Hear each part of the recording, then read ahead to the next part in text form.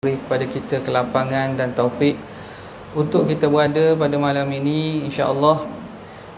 Bermula daripada malam ini, kuliah kita di surau ini insya-Allah akan berlangsung pada minggu pertama, kedua. Kalau ada sebulan tu 5 minggu, minggu ke-5 segi. Jadi yang tak adanya 3 dengan 4. 3 dengan 4. Jadi apa yang kita akan mulakan insya-Allah pada malam ni, kita akan baca daripada kitab Penawar Bagi Hati.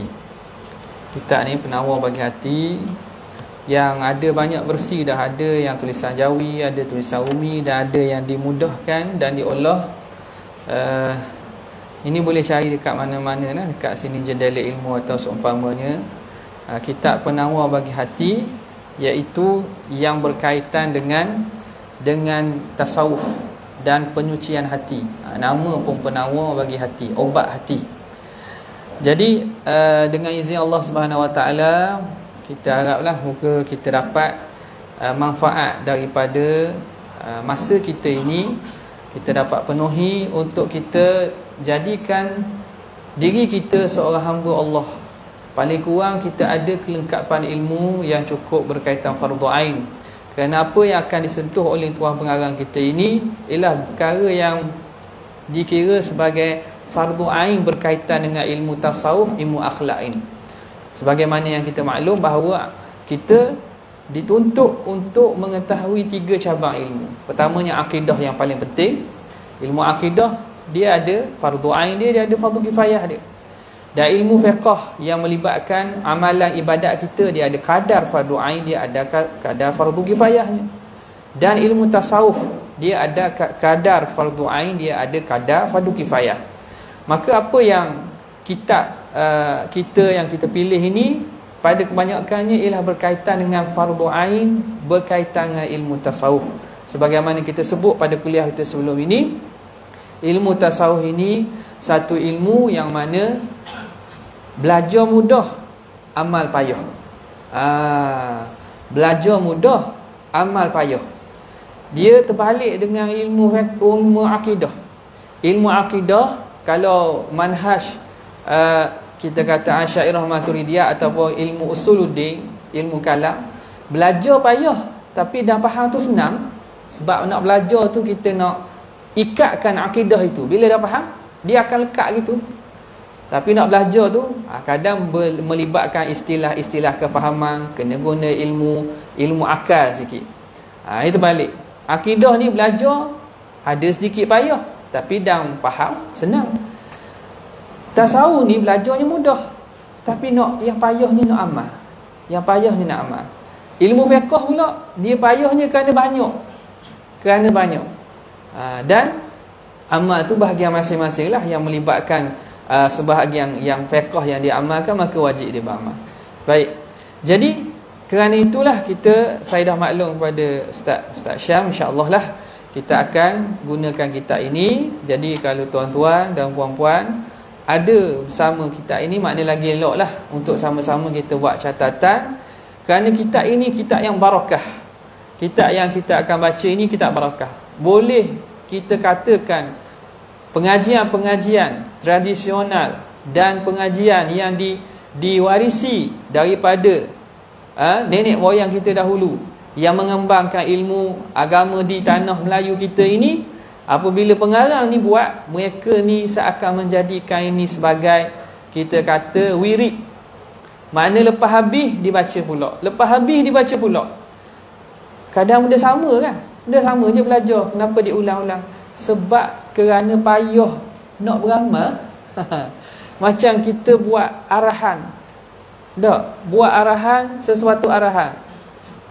Mana kalau polis keluarkan arahan contohnya, berapa orang ikut? Ada yang langgar. Dikeluarkan arahan pula. Diulang bersama. Sebab apa? Sebab supaya lama-lama bila dia ulang-ulang harap-harap, semakin lama orang semakin sedar. Sama juga budak sekolah, pelajar sekolah. Cikgu beri arahan, ulang bersama. Kenapa diulang? Kerana untuk nak buka pintu hidayah tu kadang perlu kepada masa. Jadi kitab yang kita akan baca ini karangannya oleh Syekh Abdul Qadir bin Abdul Muttalib Al-Indonesi, ataupun dikenali sebagai Syekh Abdul Qadir Al-Mandili. Orang asal daripada Sumatera, Mandaling. Orang keturunan Mandaling di Sumatera sana. Dia ini, saya dok dang dengan pengarang, tapi saya dan dengan anak dia, Syekh Muhammad Mandili, dengan di Mekah, dia mengajar di Mekah. Dan Syekh Abdul Qadir Mandili ini, dia ini maklum seorang yang alim. Dia asal daripada Sumatera. Kemudian dia menyambungkan belajar orang di Kedah, mengaji di Pondok Gajah Mati, Pok Cuhing panggil. Digelar Pok Cuhing. Dia ni adik Pok Cuhing ni adik beradik dengan Pok De Mekah, pengarang kitab Baqarah.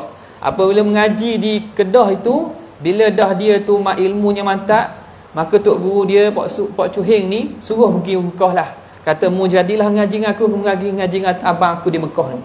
Ngaji di Mekah pula. Ngaji dengan Pok De Mekah. Pok De Mekah ni maklum lah, orangnya sangat alim dan teramanya dalam ilmu kalam, sehingga orang Arab sendiri hebat dia dengan Pok De ni. Maka dia pun mengaji dengan Pok De dan beberapa ulama-ulama lain yang ada di Mekah, antara Syekh Hasan Masyab dan apa lagi, Syekh Hasan Yamani, kemudian Syekh Alawi Al-Maliki, ayah kepada Said Muhammad Alawi, dan beberapa ulama besar yang mana mereka itu pada dan atau sempat dengan guru kepada guru kita yang membuka pondok-pondok yang telah meninggal di sini. Tok Guru Haji Imam Tani, apa lagi, Baba Najmuddin Kerandang, dan sempat dengan, masih ada juga yang sempat belajar dengan tuan pengarang kita ini ataupun guru pada pengarang kita ini.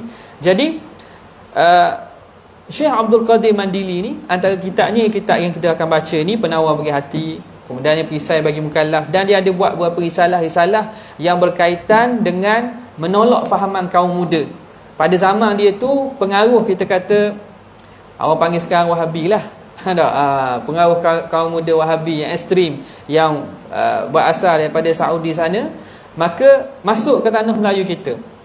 Dan dia ada buat risalah-risalah berkaitan untuk menolak fahaman-fahaman begini, kerana dia nampak bahaya fahaman begini menyebabkan masyarakat kita akan jadi ekstrim dalam satu kefahaman agama itu.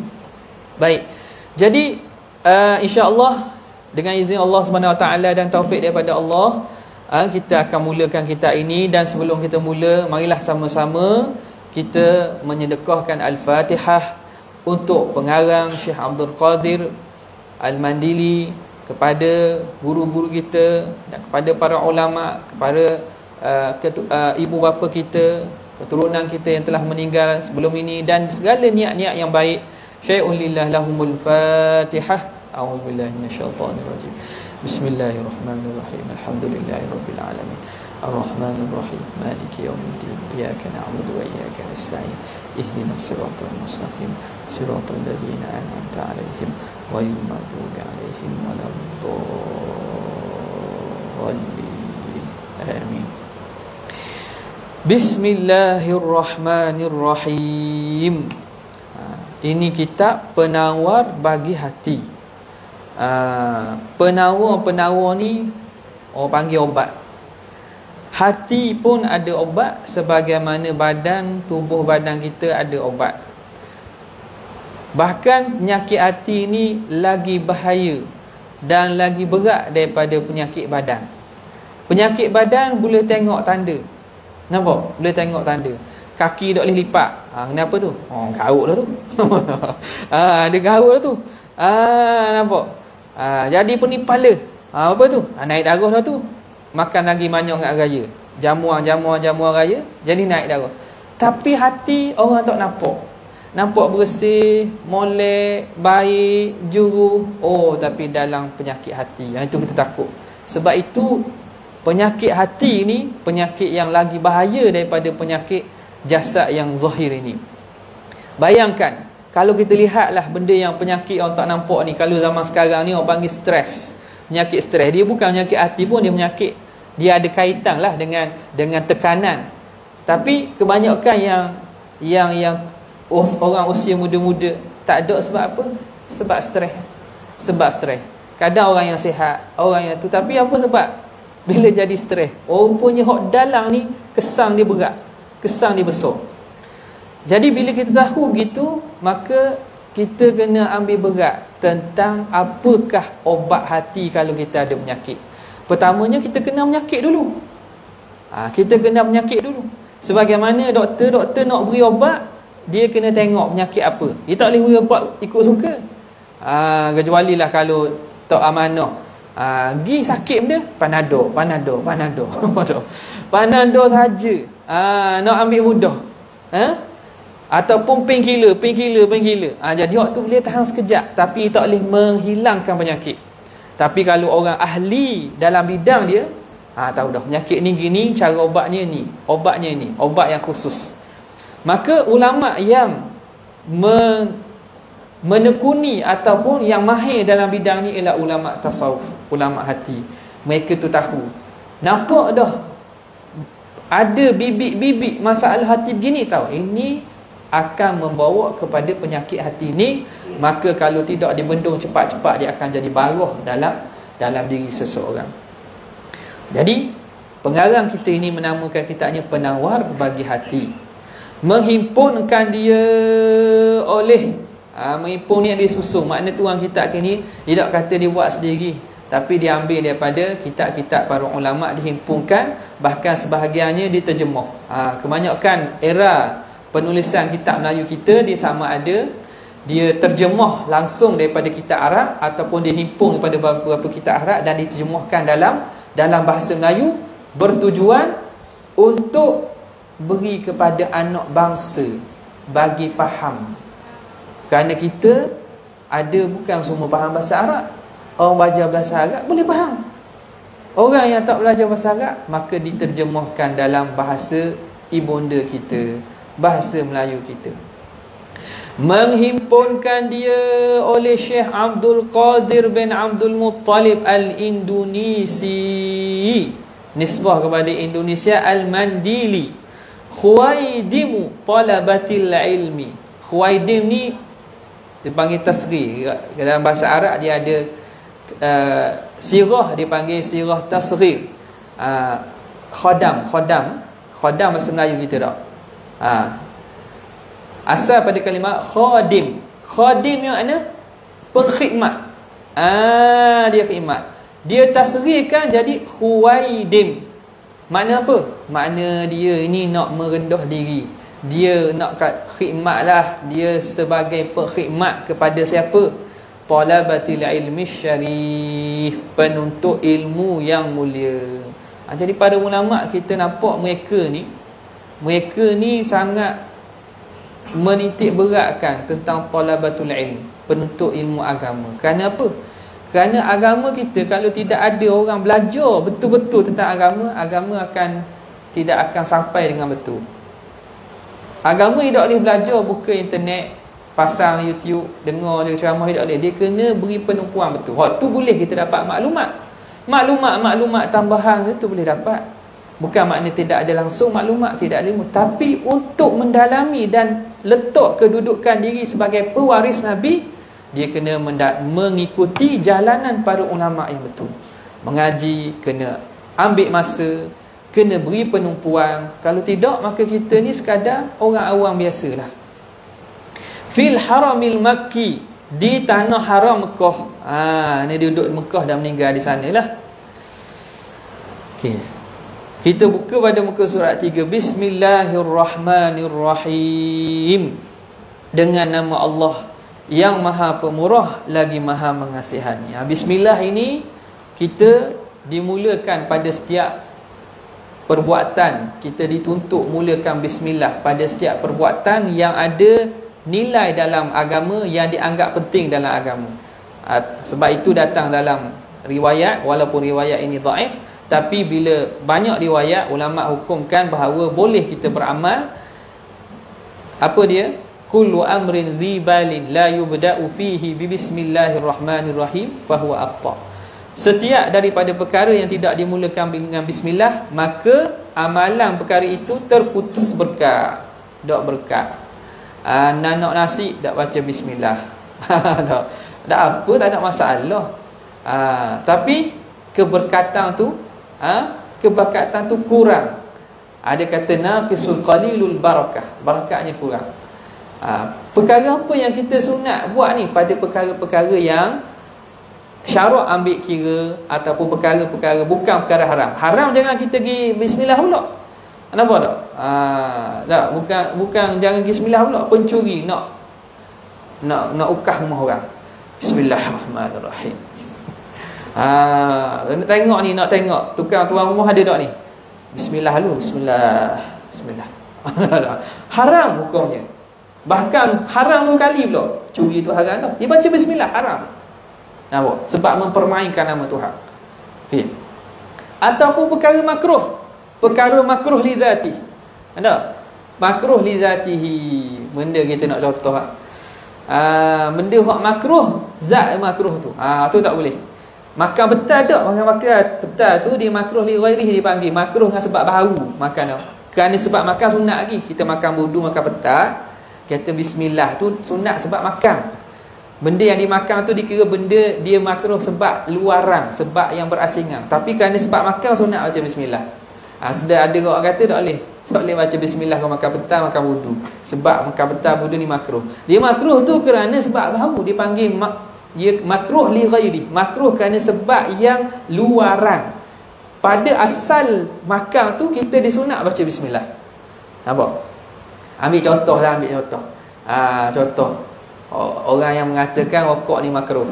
Tak ada kata wajib tak. Ada kata makruh lah tak. Kalau kata awak fatwa kata haram, tak apalah. Ada fatwa haram kata makruh. Cek rokok. Bismillah. Ada ya bismillah. Tidak perlu bismillah. Tidak perlu bismillah. Dia perkara yang makruh li zatihi sebegitu, kita tidak disuruh bismillah. Ataupun perkara remeh pun sama. Perkara remeh, contoh apa?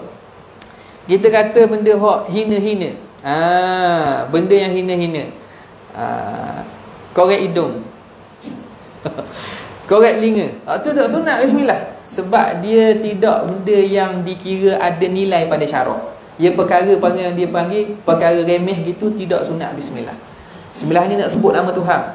Tak. Ada pun benda-benda lain yang perkara harus atau perkara yang ada nilai pada syarak. Nak pakai selipat, bismillah. Pakai baju, bismillah. Masak nasi, bismillah. Buat gula, singgah, bismillah. Nampak?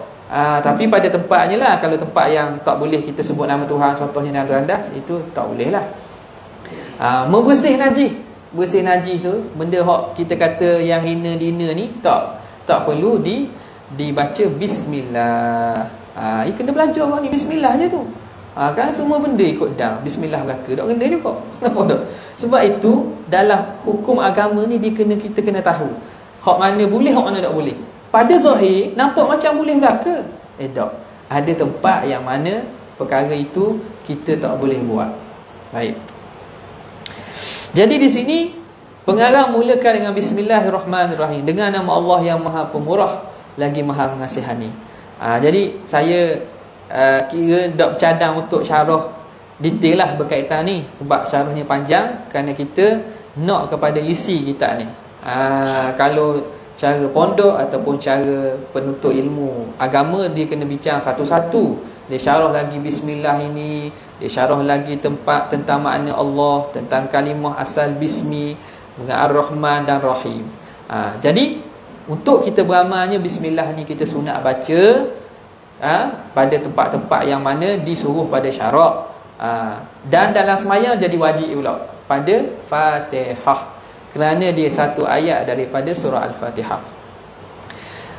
Qala al-muallif rahimahullahu ta'ala wa nafa'ana bihi wa bi'ulumihi wa asrarihi fid darain amin. Bismillahirrahmanirrahim. Segala puji bagi Allah, Tuhan yang menjadikan ia akan jin dan manusia. Mula-mula pengarang mulakan dengan puji. Segala puji. Alhamdu. Jadi alhamdu tu ialah segala puji. Makna puji tu banyak. Puji tu banyak. Ni biasa diulang. Biasa mukadimah akan disebut tentang jenis puji yang 4. Jenis puji yang 4. Puji qadim bagi qadim, puji qadim bagi baharu, puji baharu bagi qadim, puji baharu bagi baharu. Allah Ta'ala memuji dirinya, kita panggil puji qadim bagi qadim. Allah Ta'ala puji diri, Alhamdulillahirabbil alamin. Ayat Quran yang Tuhan puji diri, makna Allah memuji dirinya, dipanggil puji qadim bagi qadim. Kemudian puji qadim bagi hadis, bagi baharu.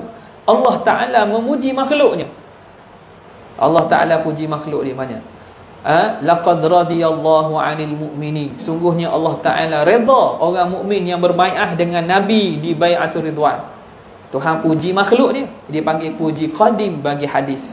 Kemudian puji hadis bagi qadim. Kita puji Allah Subhanahu wa Ta'ala, kita puji Tuhan. Kita boleh nikmat, kita sebut alhamdulillah. Itu kita hadis makhluk puji Tuhan. Kemudian kita puji sama-sama kita, puji hadis bagi hadis, kita puji sama-sama kita. Comel Cik Mino hari ni. Nampak sedap masuk rendang baru ni. Nampak dah, puji sama-sama kita. Segok nampak hari ni. Jadi kita puji sama-sama kita. Tak. Terima kasih banyaklah belanja makan pagi hari ni. Kita puji sama-sama kita itu. Apa dia? Segala puji itu hakikatnya bagi Allah. Semuanya milik Allah Ta'ala. Hatta kita puji sama makhluk tu, sebenarnya kita tu kena faham dan kena letak, tanamkan bahawa pujian kita kepada makhluk ialah sebenarnya kita memuji Allah yang mencipta dia. Tu hakikat puji tu.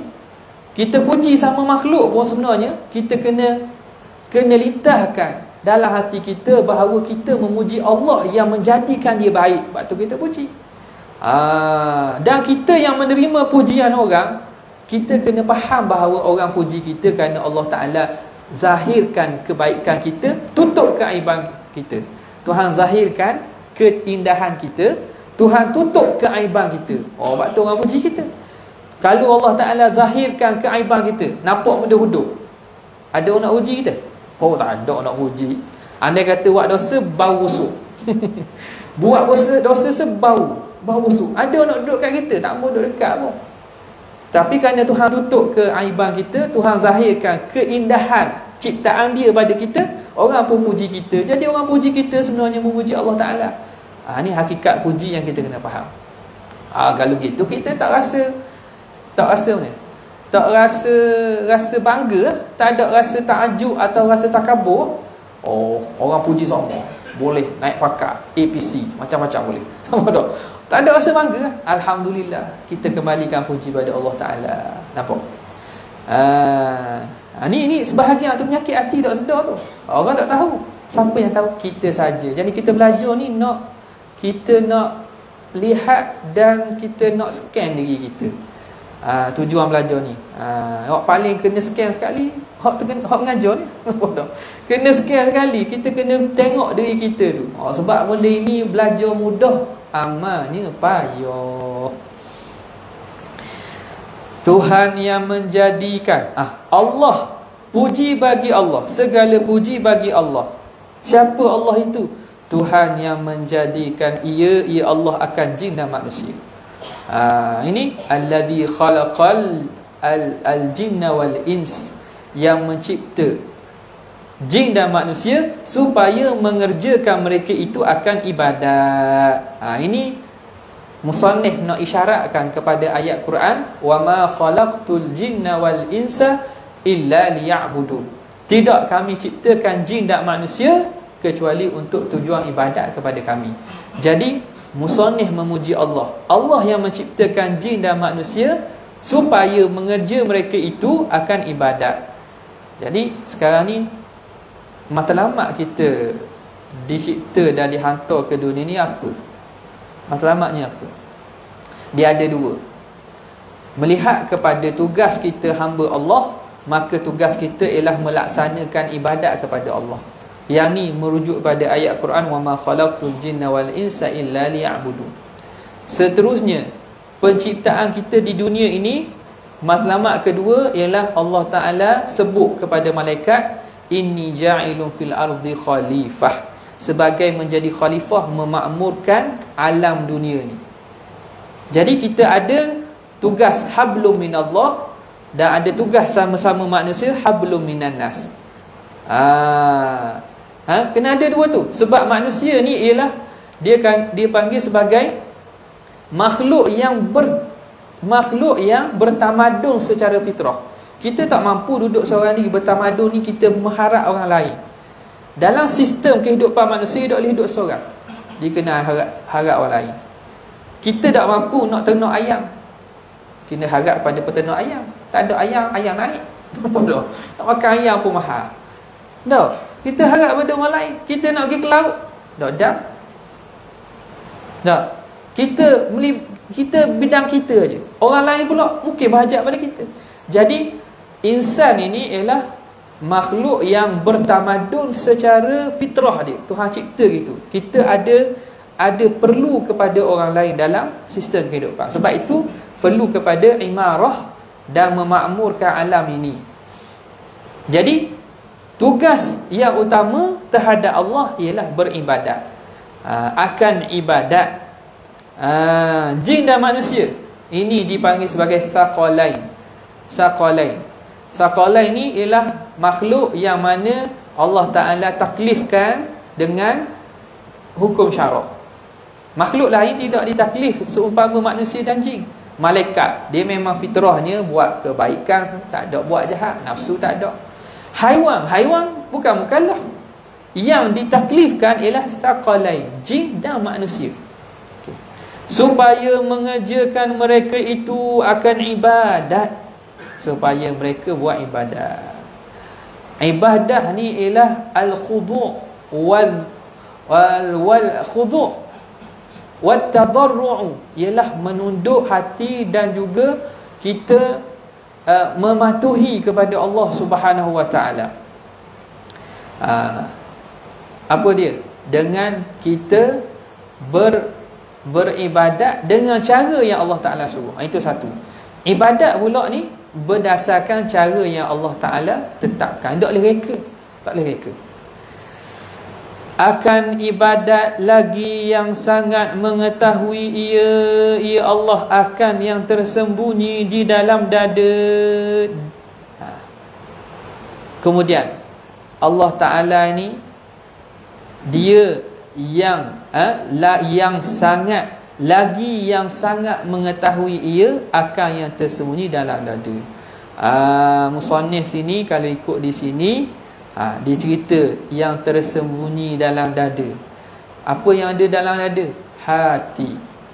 Hati ni orang Melayu kita sebut hati tak? Kalau dari segi ilmu perubatan, hati dipanggil apa? Liver. Tak? Jantung panggil apa? Heart. Tak? Jantung. Okay? Heart dengan liver, mudah biasa kan? Tapi kenapa sebut hati? Jadi kadang hati ni bukan merujuk kepada hati liver tu, bukan tu. Istilah hati, orang kata penyakit hati, duduk situ ke? Ya bukan. Tu kadang-kadang hati ni dia merujuk kepada suatu, kita kata, aspek rohani yang ada pada dalaman manusia. Ada orang menterjemahkan qalbun. Kita kata qalbun sebagai hati kan. Kalau terjemah qalbun betul tu maknanya jantung. Tapi itu dari segi aspek apa? Aspek itu aspek perubatan. Jika jantung, dia panggil jaltul qalbi. Maknanya kita kata ni ada sumbat jantung ataupun pada stroke, ada pada jantung. Itu dari segi perubatan. Tapi bila syarak membicarakan tentang hati yang dimaksudkan ni bukan maknanya hak zahir ni. Tak, hak zahir ni. Dan bukan dengan makna jantung iaitu anggota yang pang darah tu. Tetapi dengan maksud satu anggota rohani. Sebab itu antara perkara yang kita kata menjadi rahsia Tuhan selain daripada roh kita tak tahu. Hakikat roh tu duk mana pun kita tak tahu. Nampak? Hakikat roh tu daripada apa? Kita tak tahu. Wa yas'alunaka 'anir ruh qulir ruhu min amri rabbi. Mereka bertanya engkau wahai Muhammad tentang ruh. Jawablah bahawa ruh itu daripada amru rabbi, urusan Tuhan. Makhluk yang duduk dalam alamul amri namanya. Dia bukan duduk pada biasa ni, tapi dia dalam alamul amri, yang mana pengetahuannya Allah Ta'ala saja tahu. Ruh.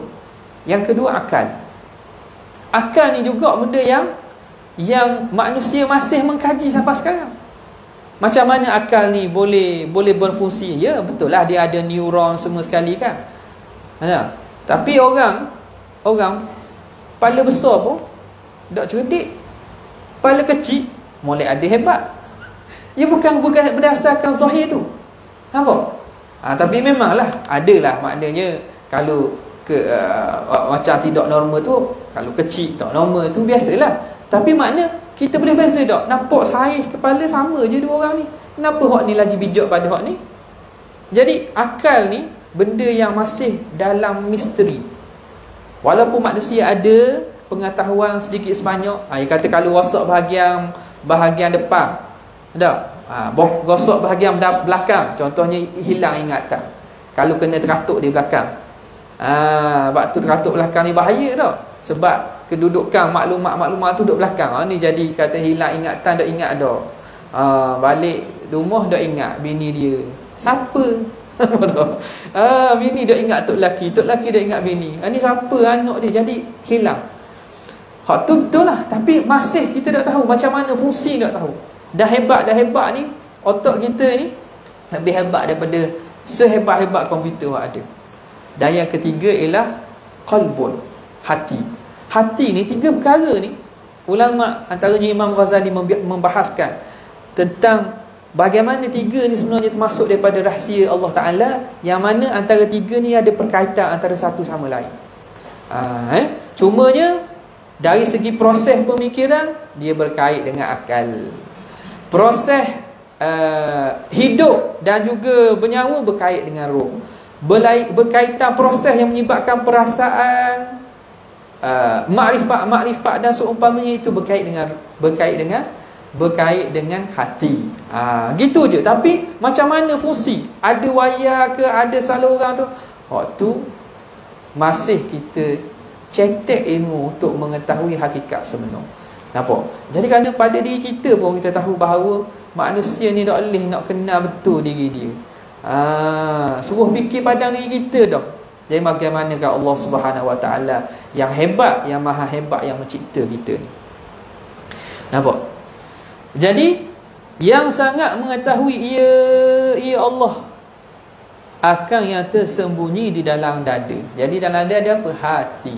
Seakan-akan mengisyaratkan pada nama kita ini dan kepada aspek yang nak dibicarakan dalam kitab ini, iaitu apa? Tentang penyucian hati. Baik. Di dalam dada, yang tersembunyi dalam dada, oh Tuhan tahu. Makhluk tak boleh tahu hak dalam dada kita ni. Hatta malakun muqarrab, malaikat hak hampir dengan Tuhan pun tak. Sebab itu qalbun ni ialah antara, dia panggil sebagai rahsia-rahsia Allah. Apa yang dalam hati, hatta malaikat hak dekat dengan Tuhan pun tak boleh tahu. Allah Ta'ala saja tahu.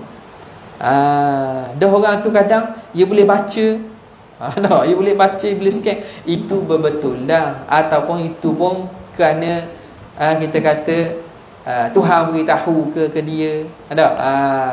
Dia boleh firasat ke. Kadang-kadang benda itu tak perlu tahu dalam hati, tengok gerak-geri tahu dah. Tengok daripada luaran, dia panggil lisanul hal, keadaan luar boleh tahu dah. Ni dia tengah mikir ni, yang ni tengah buat ni ada masalah ni. Kalau orang yang biasa dan pandai boleh tengok, boleh kecam dengan luaran sahaja. Nampak? Tapi hak dalam hati tu hanya Allah Subhanahu Wa Taala saja tahu. Lagi, dan segala mata yang khianat,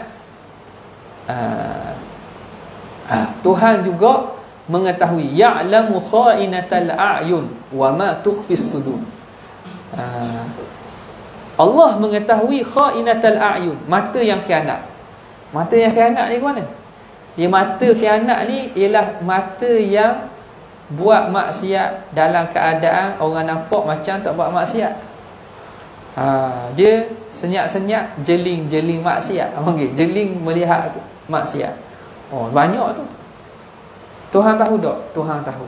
Tapi nasib baik berkaitan ni dianggap dosa kecil. Sekecil. Maknanya kalau kita istighfar, kita ambil air sembahyang, boleh hapus benda tu. Banyak mata-mata khianat. Kenapa? Dalam orang tak sedar, matanya mengkhianati tugas mata yang Allah Ta'ala beri, melihat kepada perkara-perkara yang Allah Ta'ala larang. Tuhan tahu tak? Tuhan tahu. Orang boleh jadi tak tahu. Orang tak tahu. Tak. Siapa yang tahu? Allah Ta'ala sahaja tahu. Jadi bila kita tahu Tuhan tahu, kita kan jadi mana? Jadi malu lah.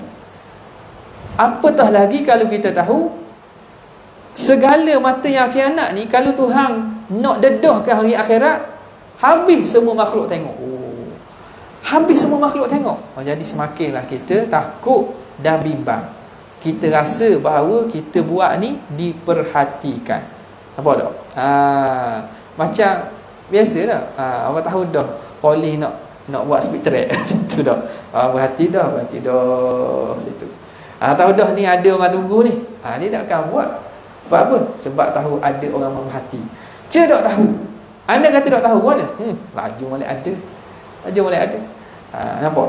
Jadi kalau kita tahu ada yang memerhatikan kita setiap ketika, maka kita akan lebih berhati-hati.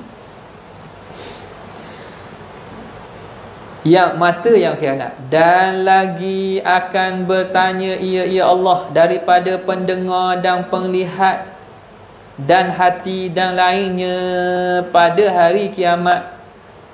Kemudian lagi apa musannif sebut, dia sifatkan lagi Allah yang lagi akan bertanya. Allah akan tanya dan soalkan. Soal apa? Pendengaran, penglihatan. Tuhan tanya mulut tak? Mulut boleh tipu. Allah Ta'ala akan tanya penglihatan, pendengaran. Akan tanya anggota. Yauma tukallimun wa tashhadu arjuluhum bima kanu yaksibun. Allah Ta'ala akan tanya apa dia? Tangan-tangan manusia. Wa aydihim wa arjuluhum, dan kaki-kaki manusia. Bima kanu yaksibun, dengan apa yang mereka usahakan. Jadi pada hari kiamat, mulut ni ditutup. Tak boleh jawab. Yang jawabnya apa? Anggota yang buat maksiat tu. Kalau tangan akan bercakap, kaki akan bercakap, mata akan memberitahu, telinga akan mengkhabarkan apa yang telah mereka buat. Jadi Allah Ta'ala akan tanya pendengaran, penglihatan, dengar apa kat dunia, lihat apa kat dunia, dan hati pun Allah Ta'ala akan tengok. Hati ni tak ada orang lain tahu. Malaikat pun tak boleh nak catat dalam hati. Malaikat kiraman katibin tak tahu. Tuhan tahu. Tuhan tahu. Sebab itulah kalau sekadar hak dalam hati ni, kemudian kita istighfar atau kita tu, Allah Ta'ala ampun. Bahkan kadang-kadang Allah Ta'ala yatajawaz. Tuhan biar saja Tuhan hapuskan dengan kemurahan Allah. Tapi apabila hak dalam hati kita ungkapkan, zahirkan melalui anggota, ni kena catat. Sebab tu bahaya. Hak dalam hati nak marah, tapi tak marah lagi. Tak marah. Nak apa ada benda gitu. Tapi dah tumbik di mulut, adalah luah timbangan. Hak tumbik tu betul dengan syariat ke tidak? Boleh pahala, boleh dosa. Kadang dalam hati ni rasa dah hati nak tumbuk dah ni. Marah dah ni. Tak tumbuk lagi. Tak apa lagi dalam hati tu. Tapi dah keluar tumbuk sekali. Kena tengok tumbuk tu betul ke tak. Tumbuk tu salah ke tak. Dia ada gak tumbuk dah tumbuk. Nampak tak? Jadi bila berlaku pada zahir, pada anggota, baru dihisap. Tapi Allah Ta'ala tahu.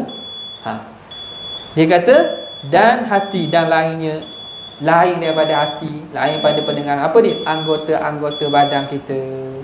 Tuhan akan bertanya ia daripada pendengar dan penlihat dan hati dan lainnya pada hari kiamat. Itulah kita takut, kita minta Allah Ta'ala sembunyikan hisab. Dia hisab hari kiamat ni ada banyak kategori. Ada orang yang dihisab secara terang benderang. Maknanya report, laporan kejahatan dia semua orang boleh tengok. Keluar dalam, kalau ini report dia keluar dalam surat khabar TV, orang tahu belaka. Kes dia ni orang tahu belaka. Ada orang kes tu Allah Ta'ala dengan dia je tahu, tak tersebar. Dia salah, tapi Tuhan hisab sama orang tu saja. Tuhan hisab sama orang tu. Ini siapa ni? Ini orang yang menjaga rahsia-rahsia orang. Dia tidak mendedahkan aib orang. Orang yang tidak memalukan orang. Dia tahu keaiban orang, dia tutup bukan tujuan supaya dia buat, tapi tidak dedah dan memalukan orang lain. Jadi orang yang man satara musliman satarahullahu yaumal qiyamah. Siapa yang menutup keaiban seorang muslim, Allah Ta'ala akan tutup keaibannya. Jadi hari akhirat, kalaulah kita ada salah, kita harap Tuhan ampun. Tapi ada salah, kalau kita tak buka aib orang, hari akhirat Allah Ta'ala akan hisab kita dua. Orang nak tahu, selesai dah hisab. Tapi kalau kita di dunia ni suka dedah, cari habis kesalahan, start daripada ada rekod, cari habis. Cari habis video-video lama, cari habis catatan lama. Nak kata sebab nak dedah aib orang. Orang ni jaga-jaga. Tak malukah kalau Allah Ta'ala dedahkan aib dia kepada seluruh orang pada hari akhirat nanti. Jadi apabila kita faham itu, dia nak ajar kita supaya berakhlak dengan akhlak yang baik, dengan akhlak baginda Nabi SAW. Saya kata sekadar itu sajalah kesempatan untuk masuk dah insya-Allah. Untuk malam ini insya-Allah kita akan sambung pada minggu 8. Jadi bagaimana ulanganlah kuliah kita pada minggu pertama, kedua. Kalau ada minggu kelima, yang tak adanya minggu keempat, ketiga. Kecuali lah kalau ada masyarakat tertentu, saya akan maklumlah kepada pegawai. Sekadar itu saja. Wabillahi taufiq wal hidayah. Assalamualaikum warahmatullahi wabarakatuh.